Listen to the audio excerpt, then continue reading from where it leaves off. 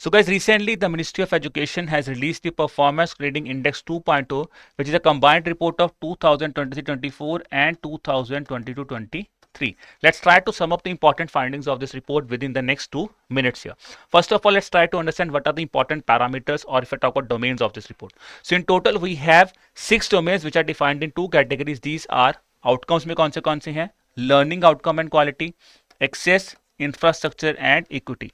Then you have governance and management, जहाँ पे आते हैं governance processes, and then you have teacher education and training here. In terms of, if I talk about which indicator has the highest weightage or highest number of sub indicators here, so these domains have sub indicators. Now maximum number of indicators are in equity, and it consists of the highest weightage also, that is of 260 marks. Then minimum number of indicators are with access, and it has a minimum weightage that is of 80 marks here. In total, we have 73 indicators, which is consisting of 1000 marks here. Now, if I talk about here how the states will be categorized or how they will be ranked here. So this is the grading they have given here. For example, if you are scoring more than 940, you will be under Daksh category. 880 Utkarsh, Ati Uttam, Uttam. Then you have Pracheshta 1, 2 and 3, and then we have Akanshi 120, which means Akanshi 3 is the lowest one and Daksh is the upper one here. Now in terms of states and union territories, how they have performed here guys, because the data with regards to 23-24 was displayed in the report, 22-23 just a comparison was given here. Now in terms of the thing here, Chandigarh has been ranked number 1, that is under Pracheshta 1. So important point for us to understand that Daksh, Utkarsh, Ati Uttam and Uttam, we do not have any state or union territory which is among this category.